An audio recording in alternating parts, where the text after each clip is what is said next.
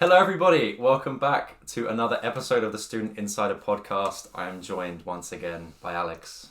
Alex, how are you doing today? I'm doing amazing, Luke. How you doing? Yeah, good. We're in person right now. We're recording. As you can see, if you're listening on one of the podcast platforms, we're also on YouTube if you fancy checking out the video version. But yeah, this is the third one we've recorded in person? Yeah, because we did one, it was episode 4 we did in person, right, I think? Yeah. Yeah, we did that one in person. The one we done a couple, I think it was like November, Yeah, December. your place again. Yeah, it was Yeah. We're in my accommodation right now. Not the most, I guess like professional setting. I like the setup. It's nice. It's like we've not too hard to set up. Yeah, we've done our best with what we have, but it'd be nice if we had like a soundboard, maybe like a helipad outside, like a company.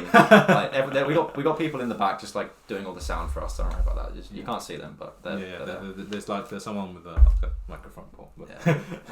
Anyway, how you doing, Luke? Good? Yes, good.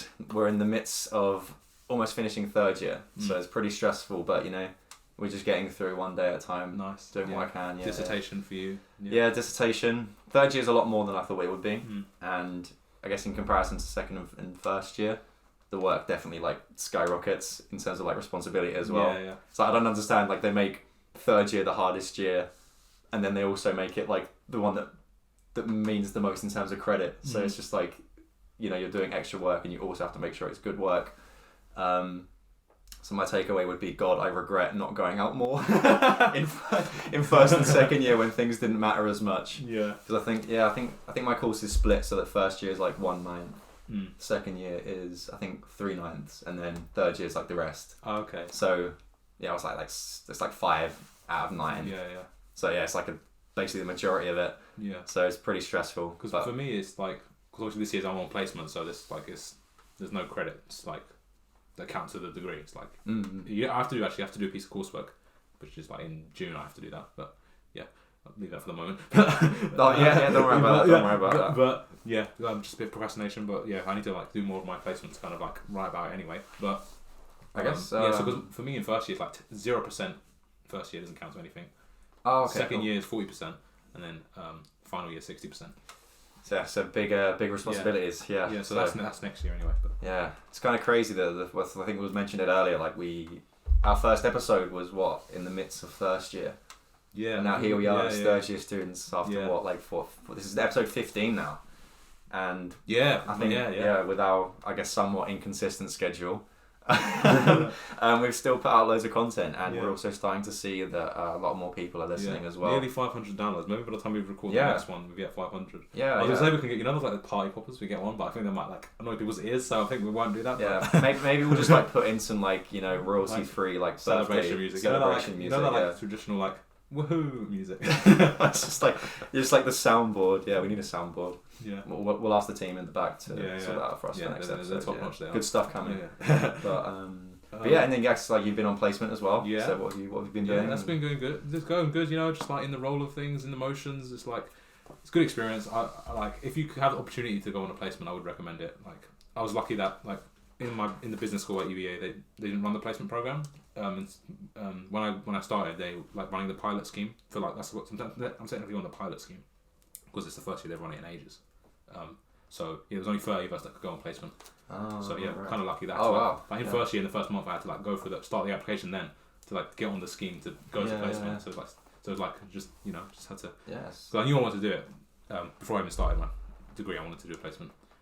Yeah, it's nice to get immersed in something for a whole year. I've been like 5-6 months now. Like when you do an internship for like 2 months, it's good. But when you can like figure out more, like kind of embrace yourself in the culture where you're working and really like dive into it. But yeah, it's good fun. I was also going to say that we'll go to the question of the week in a sec. But what was I going to say? Oh yeah, been playing squash recently. I was talking about. Yeah, squash. That's good sport, I must say. I'm enjoying that. I might join the club at UVA when I go back next year. That'd be great. You'll come back like a professional after a year of just pure squash playing in free time. Yeah, become an absolute like menace. I went to a networking event a couple of weeks ago as well. Nice. Met some cool people there. Met some a couple of people met some UEA graduates actually. They were like working in a law. Met the guy that was doing like a talk, like 30-minute talk, like in the middle of the event. That runs a social media agency, marketing agency, and that was pretty cool to listen to. He was saying like how he tried to, when he finished sixth form, we took on a gap year and he started traveling and stuff, and then he spent all his money, and then he came back and he like started trying to build his company, and he was talking about how it's like his whole story and how where he is now, and it was pretty interesting. I guess it sounds pretty reckless at first when you say like, oh yeah, I just went like traveling and spent all my money. But I really respect that kind of like behavior there, you know. And the honesty as well. I respect that. Yeah. It's not necessarily a bad thing. Like, yeah, I mean, most people are, I went and spent all my money, but at the same time, you go out and you're getting such like good experiences, and you come back and you're like, you know what, I don't care if I have no money. I want to start a business, and then just work with it. This is what I enjoy. Yeah. So, that was good fun. Yeah. Awesome. So, yeah. Oh wait, I was going to do question of the week. So my question for you, which you definitely didn't inform me on what to say, is So we're as always, we are very unprepared when we think about question of the week. It always seems to like slip our minds because we're so focused on what we're going to talk about. So the question of the week is for you, and it's going to be, what is one quote, or more than one if you fancy, that has resonated with you recently? Oh, so and why? And why? Okay, that's the important part. Always got to read the question properly, you know, with these like exam questions as well, right? Oh yeah, big thing. But so I think I mentioned in the last recording, I've been reading Meditations by Marcus Aurelius. It's just I think I mentioned before, but it's basically just a collection of notes from a Roman emperor and how he. It's just basically him writing down his thoughts and how he kind of dealt with being such a important figure. And it's kind of nice to see like someone with such importance also has like very human like struggles despite their like status.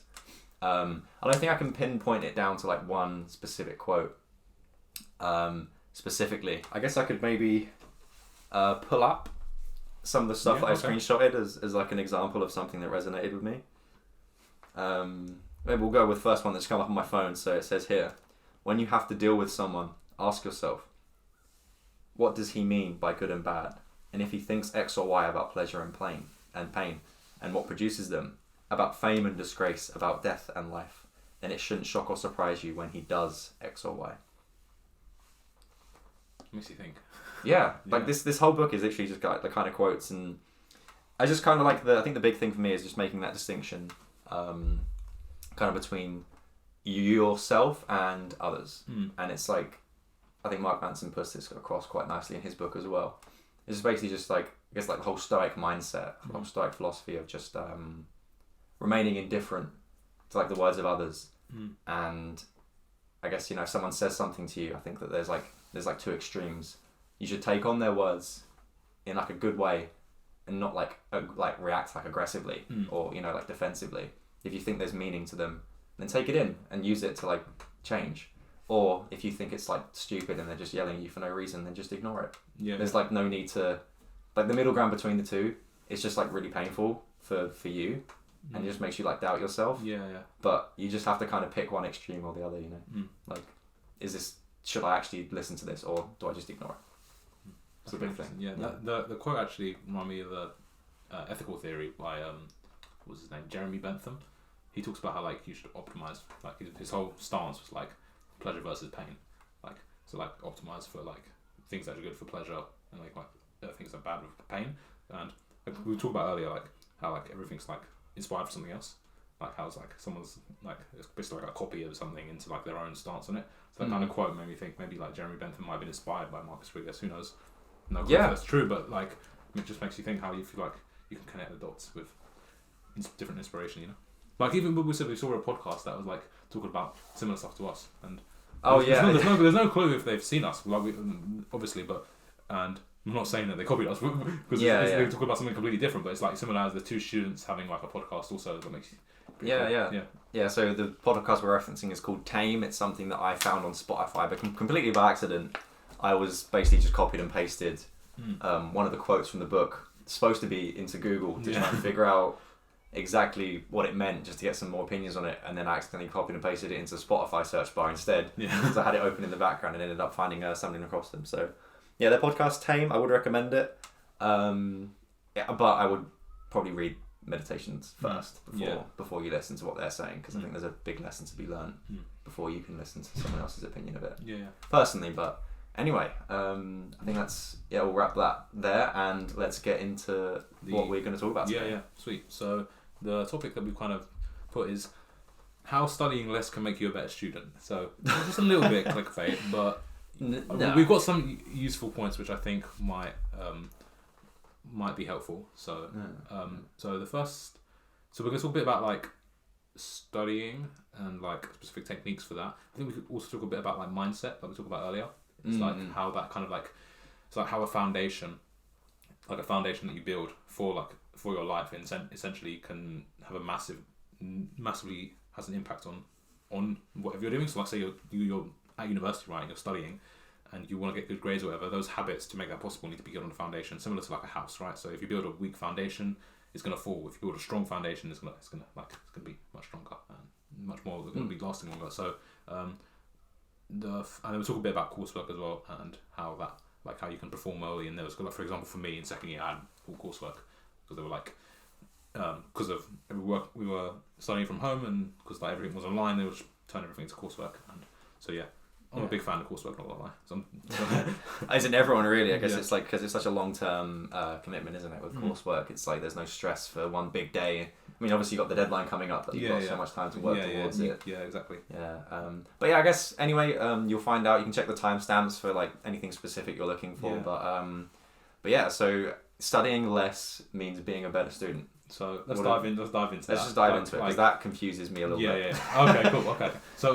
So the way actually we're gonna go into specific things here. So there's a talk by some guy who was like a professor, I think, and it was called.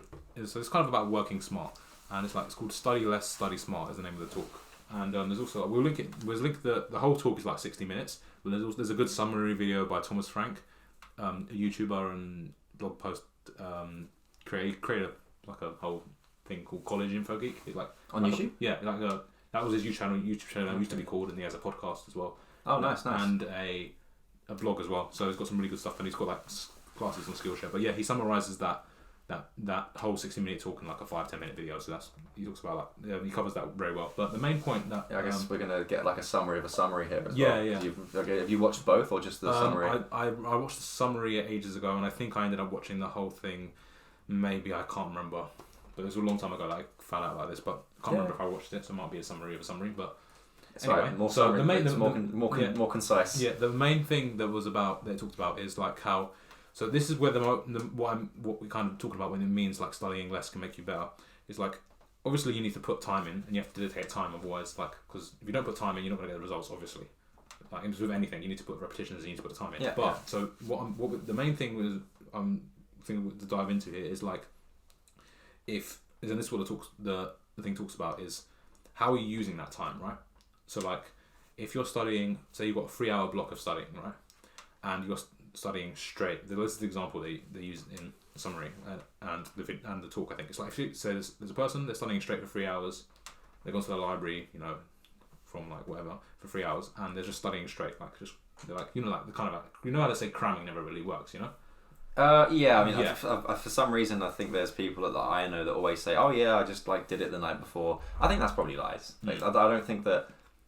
I mean, unless your short-term memory is absolutely spotless, which it isn't. There's only like a certain amount you can store in your short-term memory, right? So let's say for retention. So retention purpose for remembering things is that if you like studied for 25 minutes and then you took a 5-minute break, you went to the toilet, you filled up your water bottle, you made a drink, whatever, and then you went outside maybe, and then you came back, so you studied for 25 minutes, and then you take a 5-minute break, and then you come back and do that again, and you repeat that. So kind of similar to using like the Pomodoro technique, for example.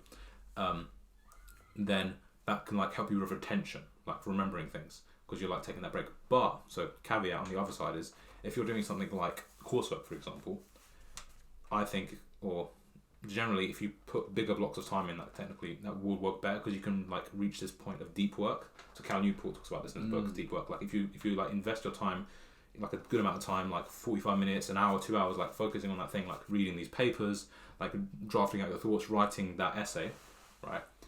Putting that time deeply without distractions, like putting your phone to the side, putting that away, like, and just like focusing on that, like not checking your email in between, like just staying in that focused deep work mindset. And then they're going away from it, then doing something else, and then coming back and trying they've got those blocks of deep working instead of like being constantly in what like Cal Newport calls shallow work. So it's like you're doing a bit of study, you're doing a course, then you're checking your email, and then you're going back, or you're looking at Instagram, and then you're going back to work. You can never really get in that focused mind. So it's like you could be studying for 8 hours, So you're studying for 8 hours straight, but you're doing shallow studying. So you're studying for longer, but you're not being able to retain as much, get as much results. But say you studied for less, say you studied for 2 blocks of 2 hours, so you studied 4 hours, but you've actually been much focused. That's kind of what we mean by how studying less can technically be better. Do you get what I mean now? I think you've like summarised that really well, for me anyway. And I think, that there's definitely a big difference between, putting in the hours and also being smart with your hours. And it's interesting to me, just got me thinking that there's like, so when, for example, when you're memorising things, it's very good to use like a very like short term, like very like smaller blocks with the smaller breaks. So you mentioned like 25 minutes with a 5-minute break, which is the something technique, isn't Pomodoro, it? Pomodoro technique. So in terms of like, so you're saying in terms of memory, in terms of retaining information, it's a lot better to do shorter blocks of studying. But then in contrast, if you're doing more long-term work that necessarily doesn't require like memory, you can remember things, and it's more just like you getting content out onto a page, then it's a lot better to sort of take more prolonged periods. And I think that, you mentioned that like deep work, I think it's also, the way that I know it is like you get into a state of flow, which is, I don't know if, Again, they call it the flow state. Yeah, and I'm not sure, I'm sure if you've studied before, maybe you haven't recognised it, but there's been plenty of times for me when I'm studying and you just kind of, everything around you just kind of like dissipates, and it's just you and the screen in front of you and whatever's like on your desk, maybe an extension, and you just become so focused on that one task, and then suddenly like someone taps you on the shoulder and you just kind of like snap back, and then you realise, oh wait, I'm actually sitting in the middle of a cafe, and my friend's right here with me. And I guess like when you're in that state of flow, you're able to focus like all of your attention on that one thing. But then it's interesting to wonder if, in terms of like memorising, taking those longer sessions don't work as well, which kind of makes sense to me now thinking about it, is because in terms of like when you're in that state of flow, that's very much in terms of you putting stuff from your brain into the world. But in terms of memorising, it's better to do short term and just take in like little bits at a time from the world into your brain. That's kind of how I'm visualising it right now. I think that's a good summary of that. It's like also I think is that everyone has to find out how they perform the best. Like for me, for example, I found that I would do like 45-minute blocks and then take like a 10-minute break, because like I think like 25 minutes can go quite quickly. So for me anyway, I feel like that I'd like you have to try and figure out what is the best time you can do where you like retain the most, but then you can also kind of balance to get that into that zone of focus, because like if you can find that balance of not working too long for studying and talking, right, for like trying to retain information, not going too long, that you can you won't just like you're not like putting too much information in, but you're also being able to hit that kind of like get into that kind of state of focus of deep work. So I think it just takes about different testing and what kind of time that works best for you. It just comes with experience, I guess, and trying different things. Again, it's just like you don't want to spend all your time like studying when you could do the same thing with better technique. And what's interesting, like for me anyway, is that again, like with the 25-minute blocks, I think that after you say 25 minutes can go very quickly, and I think for me, maybe sending like four or five emails can easily take 25 minutes, and then boom, your alarm goes off, and it's like, oh, it's time to take a break.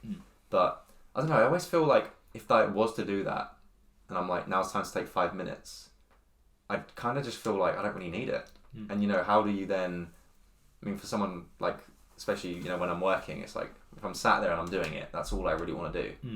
And I guess that there's kind of like a guilt in the way as well. Like it's just like I don't really need a break because I can just keep going. But then is there like a point where you need to like stop yourself and be like, okay, I probably need a break? And how do you even tell when your body needs the break? So some interesting things there. So one, I think the Pomodoro technique, like setting that 25-minute timer in itself, is a good way to kickstart yourself into doing the work. So you're procrastinating on it, using that to kickstart, even if you're setting a 5-minute timer, kickstarting yourself into that, because usually the hardest thing ever is always getting started. 100%. So that setting that timer can help you get started. So then say you're still feeling like, oh, I want to continue, like I'm in this zone, like just leave the timer, keep going. But then if you feel like, if you can like listen to like your body, like if you're feeling like, oh, this is like my eyes are hurting, or like I just need a break, then just like take that and then like come back to it. Even if you're going above that 25 minutes, right? If you're telling yourself that you want to continue, like do it. Like it's like it's just about optimizing for what works best for you, I guess. I think what I also like might want to unpack just a bit just from that is there's obviously like a big difference between like a good break and a break that is not like a bad break, but like a break that isn't really a break at all. Yeah, it's like it's not useful. Yeah, you know, like I mean, sure you can study for, you know, let's say you're studying for your 45-minute time period, and you're like, okay, let's take a quick breather. But I feel like it really depends on what you do with that time in your break. That can, I mean, because if you're not resting, like if you take a break and instead like you start, I don't know, looking at YouTube, I just feel like, I mean, kind of linked to that state of flow. If you just completely like dissolve yourself from the task you're doing and just get invested into this video, and then you come back and then your whole thought process and everything that was going on in your mind before the break is then just like gone. Yeah, because you're like distracted by something else. Yeah. So like, I don't think a good use of a break is checking Instagram or YouTube or something like that.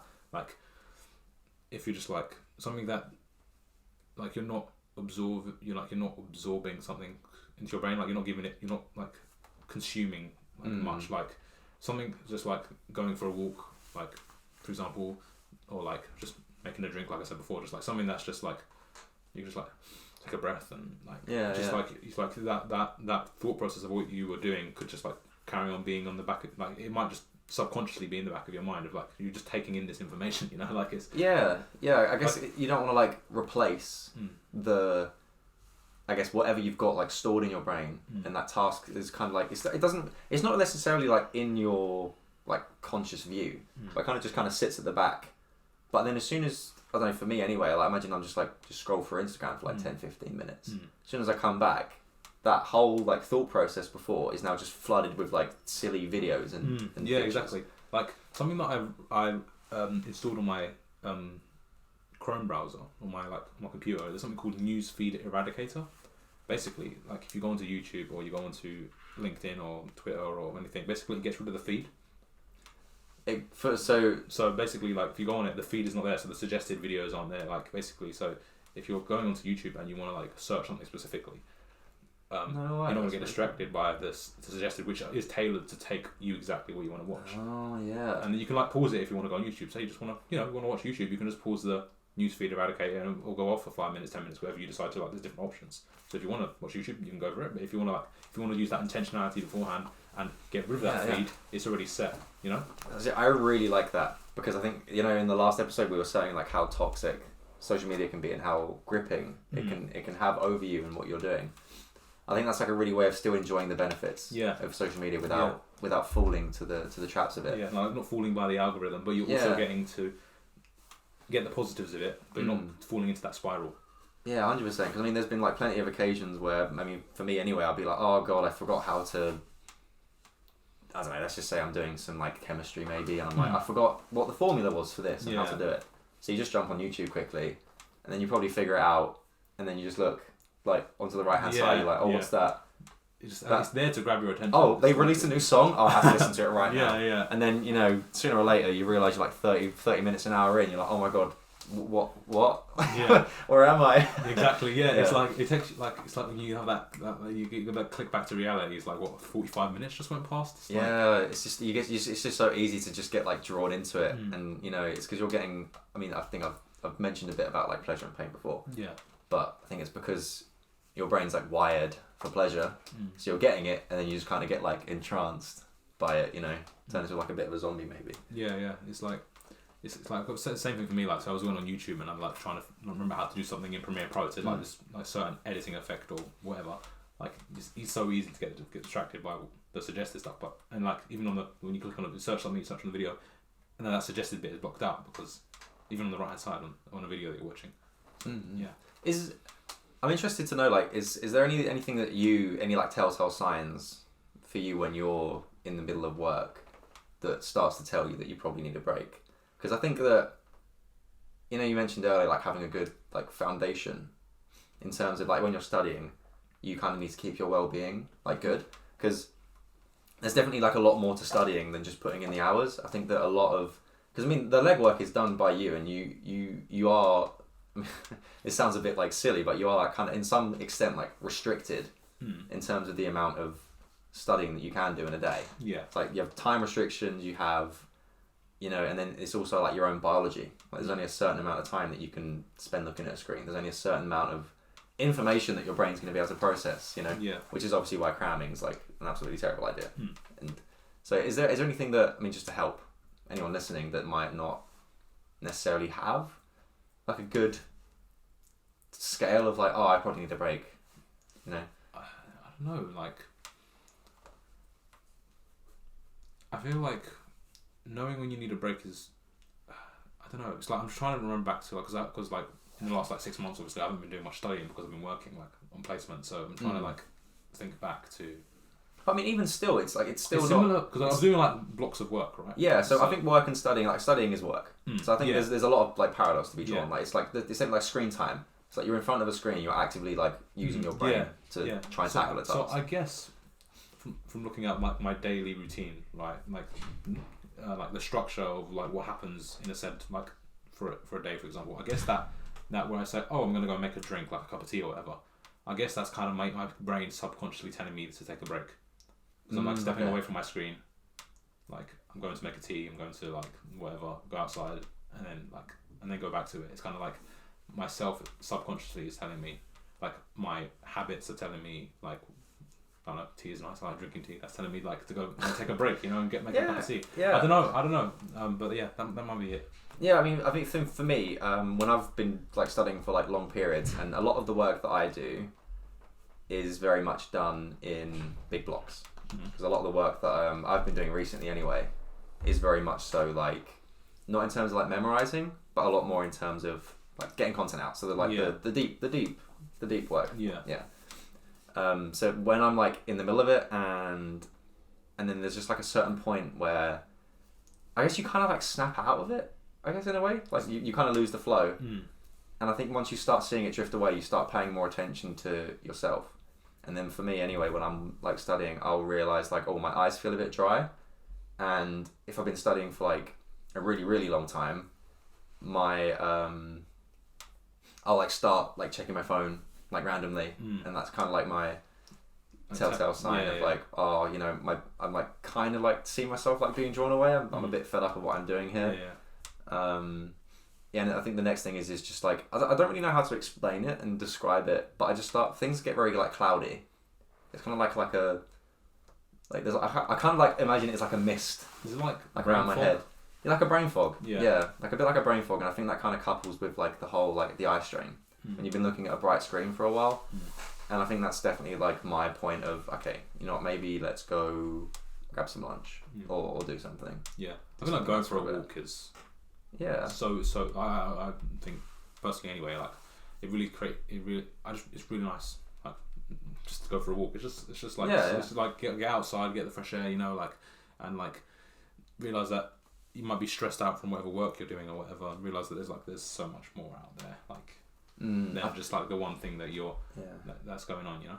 I think in terms of like the breaks as well, I think it's very important that you avoid like another screen. Is 100%. So if you're going to take a break, I mean, even like if you're not, say if you wanted to like just do a bit of reading, I think that's fine. But I also think that reading necessarily in itself might be very leisurely, but it's not necessarily a rest. Because it's still you're still like your brain is still like it's still like ticking. Something. Yeah. It's still and like, you know, it's not taking like a still rest, you know. And I think the same thing as well is that if you're going to go for a walk, it'd be very tempting for me to just like put headphones in. But the same thing, that's still like you getting stimulation. Yeah. And I think during a break, it's very much a matter of just going out and, you know, it's to say like, just for example, take a walk, don't listen to music, and just kind of let your thoughts bubble up for a bit. Oh yeah. And you might get some like new ideas come through. Oh, 100%. Like there's so many times that I've been just like literally yesterday I was walking and I literally had an idea for something, and I just pulled out my phone and started writing it down in the Apple Notes and copying into Notion, because like it was just like just walking, no music in, and literally yesterday, and like this idea clicked to me, based on something that I was like writing about earlier in the day, and it was just amazing how your brain can think of things when you just stop as much consumption.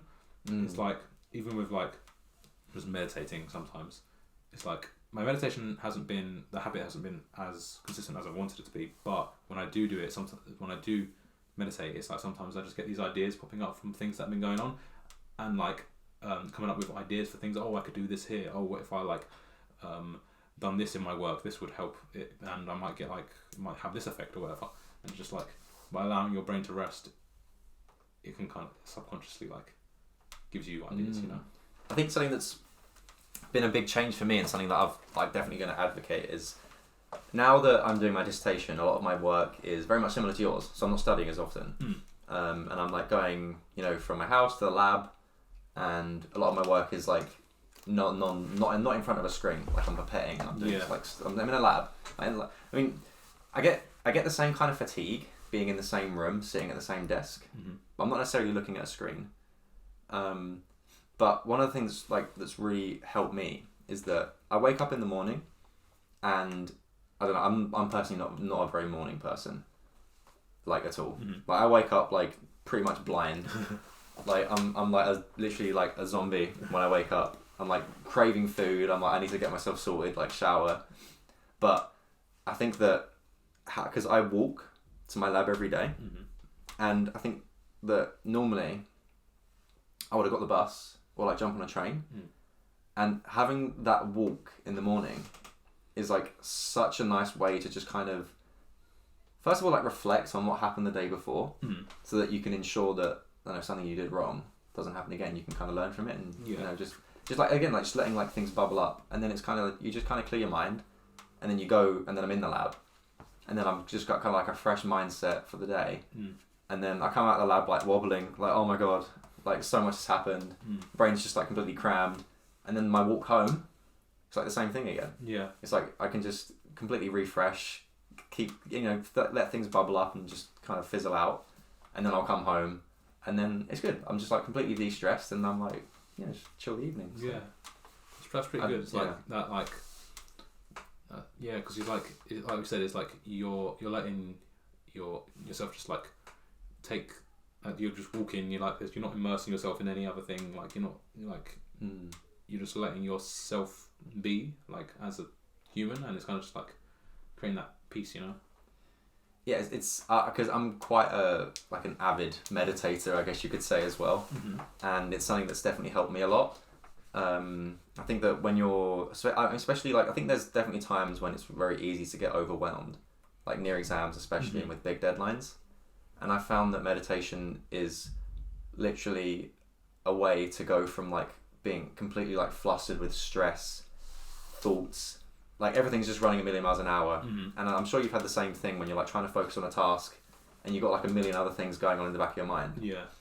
And when I do get to those points, I think like, okay, now's probably a time just to like meditate for a bit.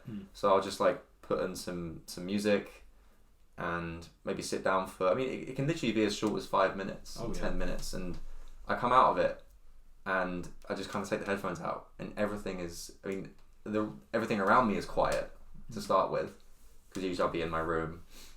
But it's just like my mind is also quiet. I don't know how to like describe it. When you meditate, you know that feeling when you like open your eyes and it's like everything just feels nice and like reset, like, and it's just like everything just kind of drops. I don't know how to like explain it. It's such a nice feeling. Like I usually like open my window and when I meditate to like hear anything outside the sounds as well. So kind of like just like I do like, sometimes I do guided meditation. Sometimes I just like nothing, just like meditate. And like I remember like in the guided one, they say like listen to the sounds around you. It's like I can hear like a kettle downstairs. I can hear the birds outside. I can hear like a car driving past. Like just like paying like that attention to different things going on. And, I guess those little things kind of distract you from the bigger things going on in your mind, like work and everything. And I guess like it's like sometimes meditating can like help you reflect was actually talking about this the other day. It's like sometimes meditating can help you like reflect on what's going on. It can help you come up with ideas or something. It can help you just be present. You know, I think that's like one of the biggest things with meditation. It helps you be more present in just like day-to-day life. I think that is like just so important though. I mean, I guess we're kind of straying away from the whole studying thing now, but being meditation and I guess just distraction in general. I think like, you know, your phone and all these other like short-term pleasures really do distract you from the present. And I think being more present is like just the ultimate way of just being more content. Yeah, it's like minimizing like instant gratification and stuff. Yeah, I guess like, well, that's really like along the lines of kind of like mindfulness. And, you know, you mentioned at the beginning about, you know, your body being kind of like the foundations in which you can apply these techniques. I think like, it's like yourself, like mentally, physically, like. Yeah. I think there's a big, I mean, obviously we all wish that we could just read a book and then just absorb absolutely everything. But unfortunately, that's just not, that's not how it works. And the same with like studying anything. You wish you could just go into work and just be 100% efficient, get it done. And then it's like, that's obviously not the case. So, and I think what's interesting is that, you know, you can go online and me and Alex can tell you, and, you know, all these other like life study gurus on YouTube can tell you like, this is the go-to technique. If you do this, you're going to memorize absolutely everything. That's just not true. Yeah. Like, it's, a lot of it is going to be like your own work. You know, I mean, I guess the phrase like put in the hours is a bit, I mean, we're basically like counteracting it in this. It's not all about just putting in the hours. You know, studying less can be a good thing. Yeah. And not just in terms of studying more smart, but also just in terms of studying less, so that when you do study and in the time that you weren't studying, you're able to work on mindfulness. Yeah, like, I think it's an important note too, I guess, is with like consuming content, like that we're creating now, like people that make like videos on YouTube or whatever about like studying more effectively or anything like that, right? They are good things in themselves, they help people, but it can come to a point of like toxic productivity where if you're just consuming a load of content about productivity, it's like you're not really being productive. It creates this feeling of being productive when you're just not really, it's like you're actually just sitting there watching a video, which can be helpful, but it'd be better if you watched less and applied it more. And that's the difficult part, and that's why it takes time. It takes failing to learn and to like try again. And it's like it's really interesting to me that, because it's something that I've definitely recognized in myself recently, because I've been reading a lot more in general, and I realized that there would be days when if I was to read, and if I hadn't like learned something new in that day from a book, I'd kind of get a bit annoyed and kind of like frustrated. But then eventually I just kind of realised, like, one, I don't have to read every day. It's like up to me. As long as I'm reading somewhat, I'm still hitting that, like, I guess my own sort of standards and my own requirements. Yeah. You know, it was really interesting to, like, that I'd get like so annoyed. It's like I had to learn it, but it's like it's not just about like learning something new every day. It's like if maybe you didn't like I didn't read something, but I might have applied something that I'd learned before instead. Yeah. And yeah, it's I just see the parallels there. Yeah. Yeah. It's absolutely true, Luke. It's like, if you can applying something is always going to be like, it's going to have a higher value versus just learning something and not applying it, like 100%. Like you could learn everything under the sun, how to improve yourself or do X, do Y, do Z, but if you never apply it, it's pointless information, right? Yeah, I guess like what you mentioned earlier about just kind of like absorbing all this like productivity content, it can be good to feel productive. Like for me, if I read a book and I learned something, I'd feel productive. But in reality, if I'm just doing that on repeat and not actually taking anything from it, like sure I can memorize it, but if I'm not actually using it, it's a very different. It's just like it's a very different principle in itself. You know? That's like I've been like rereading some books that I read last year because I felt like I learned some things for them, but I didn't necessarily apply them as well as I could have. So that's why I'm kind of like revisiting it and then like seeing what action could I actually take upon like the lessons that I learned instead of just like instead of like the constant consumption of stuff, you know. Yeah. So I guess like maybe just touching on like maybe like mindfulness and you know maybe what like, because obviously it's very easy, especially when you're coming up to exams, just to completely indulge yourself in a book and don't go outside and just put every hour into it. But I think what we're trying to say here is that that's effectively, you can get the same result from doing that, but in a way that's more enjoyable for you and more healthy. Like, exercising more. I think you mentioned earlier Yeah. that you mean you might have to correct me, but exercising was in comparison to like a control group that didn't do any exercise. The ones that did exercise performed better academically. Yeah. So it was Something like it was like studies that like there's like similar like academics, studying a similar amount of time, putting some similar effort, and then like one group exercised on like 3 times a week, or I don't know, can't remember the specific, but something like that, and the others didn't. And there's like when the ones that exercised always ended up getting better grades than those that didn't exercise. Kind of shows how the importance of doing stuff like exercising regularly can actually help you get better grades. And actually, if you took like an hour away from studying and exercised, how that actually can like get you better grades by doing less work. So yeah, I think it's interesting as well, because when I first think about these kinds of statistics, the first thing that comes to my mind is, well, it's either 1, exercise causes good grades, or 2, exercise is correlated with good grades. So I mean, you can exercise, but it's not necessarily the exercise that's giving you the better grades. And I think what the big difference is that someone who's exercising is getting their like mindfulness, I guess, like their stress relief from something that's very healthy. And then you compare that to the students that still need to have that same relief to function, but they're doing it from like very different sources. So for example, whereas someone might exercise to have a break, someone else on the other group might have sat on their phone for an hour and been like, oh, that's really funny, and then that gives them relief.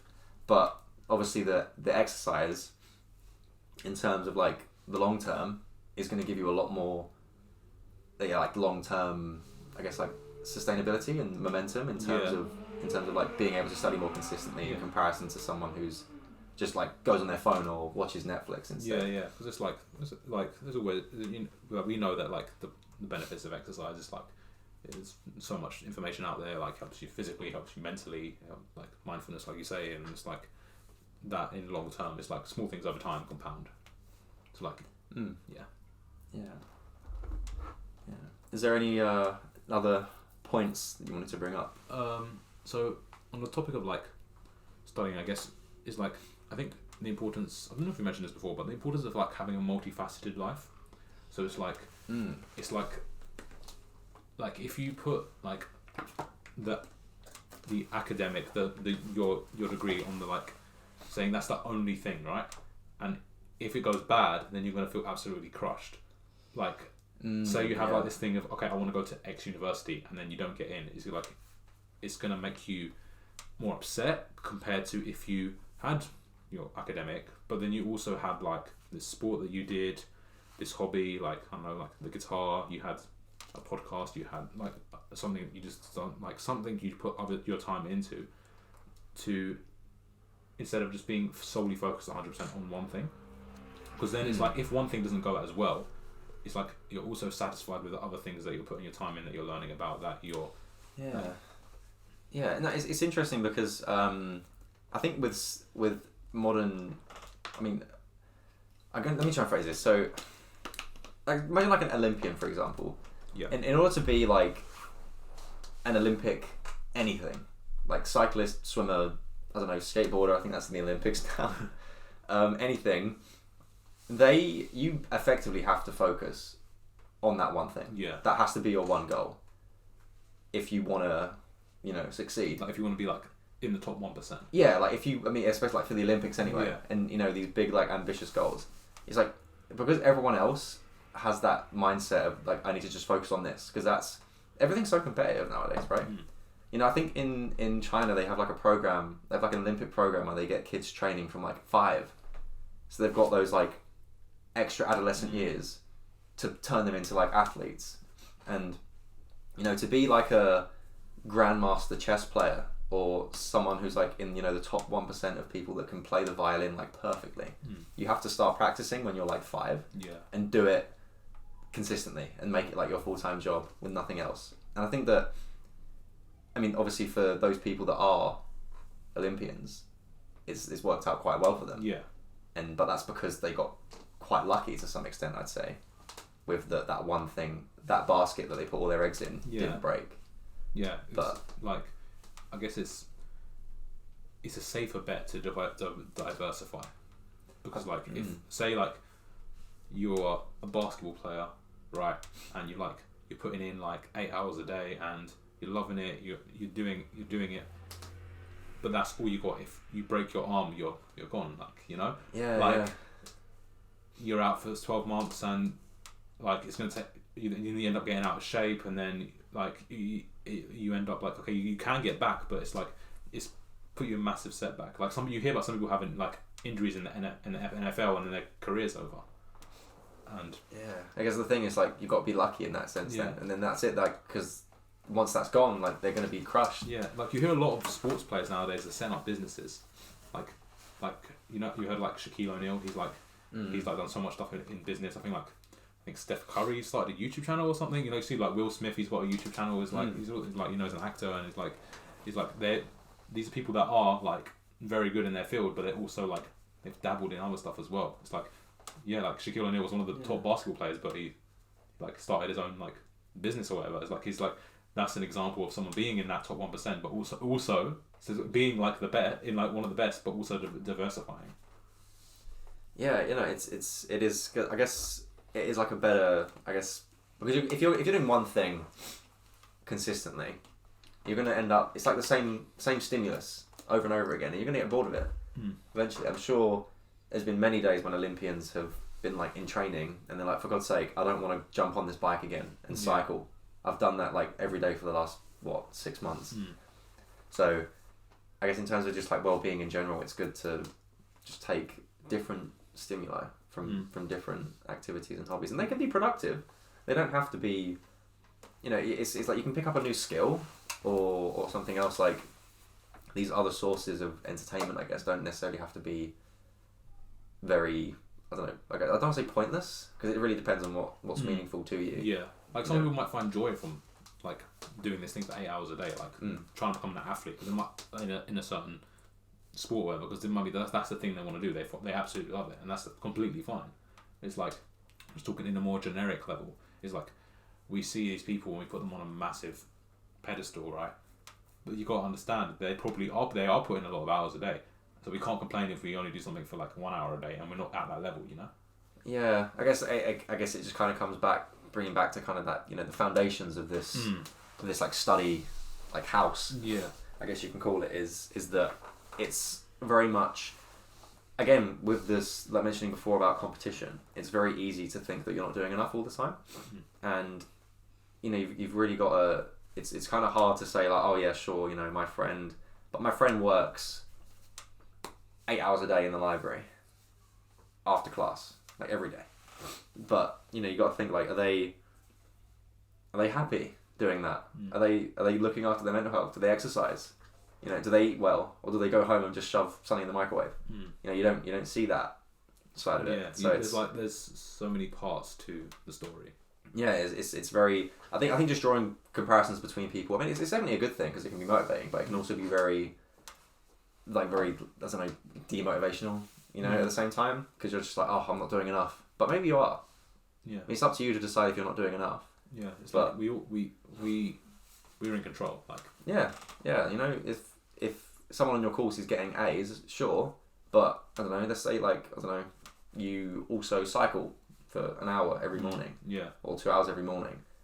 You can cycle better than them, or you can do something else better than them. I mean, even if you decide that, I don't know, you like going out and socialising more, you've probably got better people skills than they do. Yeah, exactly. You don't necessarily see that. So I think that drawing contrasts and comparisons between people is very pointless. Yeah, because exactly, because like there's so many aspects of our life we can only see that like small amount, and exactly. There's like 24 hours in a day. There's so many aspects of our life that we do not see. Of other people, so we can't, if we like comparing it on surface level on one thing is I don't think it's a healthy thing to do, really. Yeah, it's just so easy as well. It's so natural for us. Absolutely. It's so like natural. a human instinct, I guess. Yeah, because it's literally just like a matter of like competition, isn't it? Because if someone's doing something better than you, I mean, it's very natural for us to be like, like competitive and just want to, like beat them, because it's like part of human nature. We're just very competitive. Yeah. It's like being at the top is something that we do, and you shouldn't really feel bad if someone else's success is bringing you down. But you've got to take into account that life is very much multifaceted. Yeah, as you yeah, said. absolutely. I So love that word, multifaceted. Okay, so we'll just talk a bit about how to like perform well in assignments. So I guess I haven't started my dissertation yet because I'm not doing that till next year. But if you want anything about dissertation you want to talk about, but I was thinking basically basically coursework, kind of like assignment, essay type stuff, is that like so.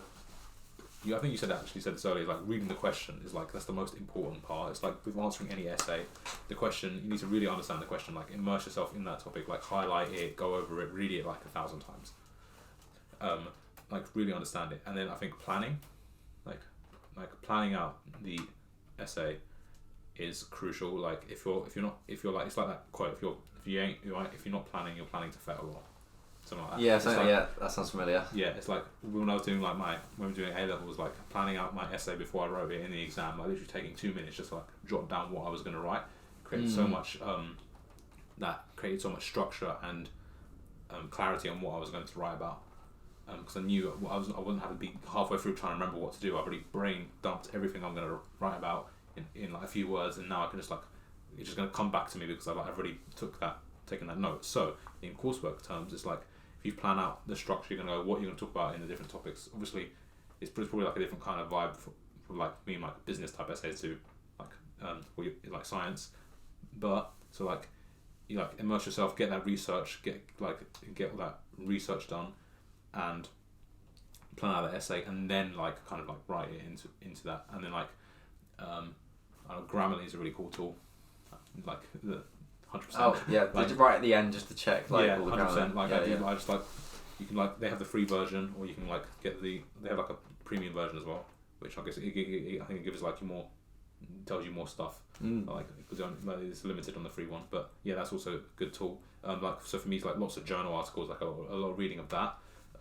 Just like try and get them beforehand, but like say you want to start writing it, you can also like go back and after and add some more. Like say you got a point, you can try and find a journal article that corroborates with that, but also like try and find a journal article that you can then make a point from. It's like kind of like you have to find the balance between them. For me anyway, it's like sometimes you got a point you have to make, so you need to find something to back it up, right? So like say I've got a specific point about marketing, and I need to use a case study to collaborate. You know what I mean? I'm pronouncing the wrong word. Flipping out. Collaborate. Collaborate. My English is like performing badly. Oh. Yeah, that's why I use Grammarly. So there you go. Lifesaver. Yeah. So a new sponsorship. Yeah. So yeah, then you can use that to help you to evidence. Use a different word. What you were talking about. I'm just trying to think specifically because coursework is my strong suit in terms compared to exams. It's like you need to learn how to write good essays. I think that comes with practice. Like so, in a short time as well. In a short time. Yeah. That's for exam time. So for coursework, you've got as much time as you need. Oh yeah. So with assignments and stuff, but being able to put in that practice, like because I done 2 of my A levels with RS and history, so I had 2 years of doing essays, and that when I came to when I was at business school doing essays, it was second nature how to structure essays. Like I knew how to apply what I'd done in those subjects to business, but other people that I knew, they needed to like kind of learn how to do essays, and so that gave me an advantage because I learned the structure, how to structure an argument, how to use for and against, how to write a good introduction and conclusion, how to use evidence, like because I done like in history we had coursework as well, so it was like a 3,000, 5,000, however many words it was. Yeah. Argument on a certain topic, and that actually must have been a really helpful thing when it came to when I had 6 essays last year in business school, like writing about a certain topic, immersing myself in the evidence in the discussion, and being able to write a good essay is an important foundation on being able to then get good grades. It's like being able to structure it well, being able to balance your arguments, being able to show that this evidence is supporting what you're saying, and you're then analysing that evidence and showing why it is important, why your point makes sense. And obviously each subject is different, but yeah. Yeah, I mean, I'm like pretty much the opposite. Being a scientist, I'm very much give me a question and I'll answer it the best way I can. Not necessarily an essay writer. I think you're probably best to give advice on the whole coursework. But yeah, I mean, there was quite a few different points that you mentioned there, and I think in terms of maybe we'll start on the essays. In terms of like the long-term assignments, I think there's a lot of skills that you can't necessarily learn from. I mean, the best way to learn something is to do them. Like, just keep doing essays and keep getting feedback. I guess it's a little subjective as well because different teachers will think different things. But I think that when it comes to like writing in general, it's very good to just read in general, just outside of academics, because you start picking up on like language and sentence structures that really emphasize points, and you can it ends up like naturally being translated into your own work. And I think that it doesn't really matter if the content's the same in an essay that you're writing or anything in comparison to someone who articulates it very well. It can be the same points, and someone who articulates it very badly. Obviously, subjectively, the one that's like nicer to read with the bigger words that emphasize points better is going to get marked higher, despite them having the same, like foundations. If that makes sense, like the same principles. And back to the beginning, reading the question properly. It's definitely a big thing. Like highlighting it and making sure that you remove that personal bias. If you read the question, I've recently been reading through applications for iGEM, for iGEM 2022, and there's so many cases of people just like answering the question they want to answer and not reading it properly. Oh yeah, 100%. Like a big thing for me was, like we'd ask about skills in a question, and then the second part would be, and how would you transfer these to iGEM? How would you use these skills in the team? And instead, I just got like an essay on how skillful these people are. Yeah. It's like, well, that's great, but you didn't answer the second part. Yeah, exactly. Very well. In terms of assignments, so obviously I'm in the middle of doing my DIS. I haven't written up too much, but having a good structure is very important. But I think it's good to take that structure as not like a solid foundation, but a very like malleable one. Yeah, because like once you start it, it's going to change. Yeah, 100%. So like yeah. Obviously, that's an important point. Yeah. Yeah, it's like when you're building like this structure and this plan that you want to follow. I mean, I do this for all my assignments effectively, because you kind of have to like figure out, and when you're starting a big task, it's good to kind of sit down and start to brainstorm with yourself exactly what you need to do, how long it's going to take, and when and at what points in between now and the deadline you're going to try and get them done.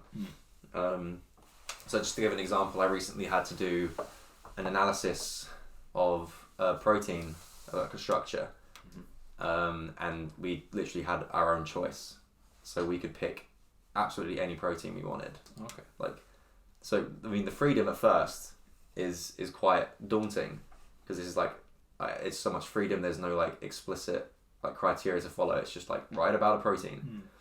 So I mean, the first thing that you need to do. I mean, this is, I guess I can kind of go through my full process for this, and this is like my third year. So this is like quite a intensely marked essay, which I ended up getting back and doing really well on. So I guess this is a good maybe a good structure to follow.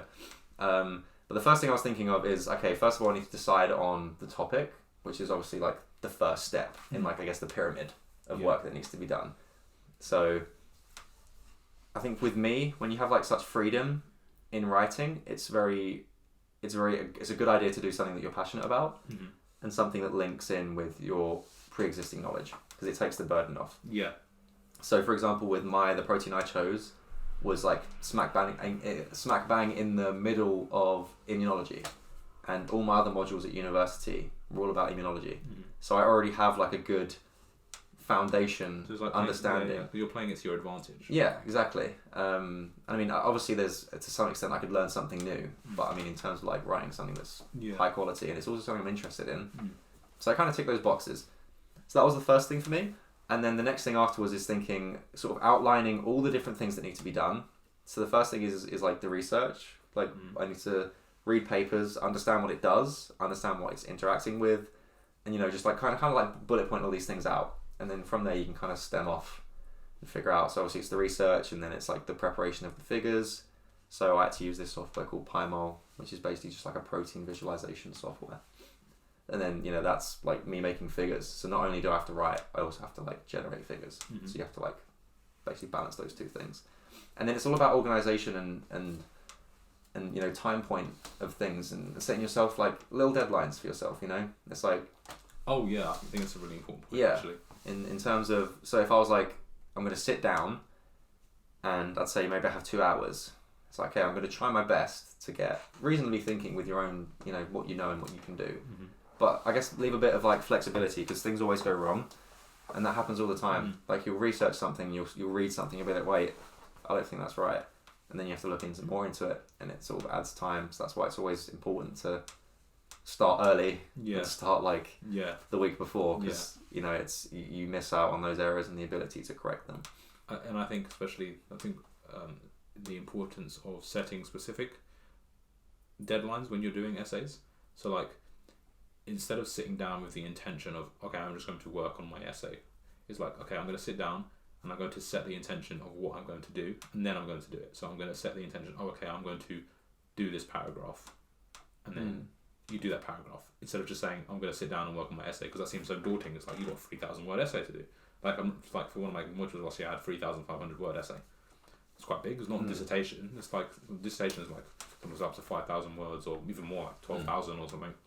So like, that's a decent sized essay. So like, just if I set down with the intention, I'm just going to work on this essay, it seems so much more daunting. It's like, I've got all these words to write. But if I sit down, like, okay, I just need to do this first paragraph in this section, so there might only be like, like half a page, whatever.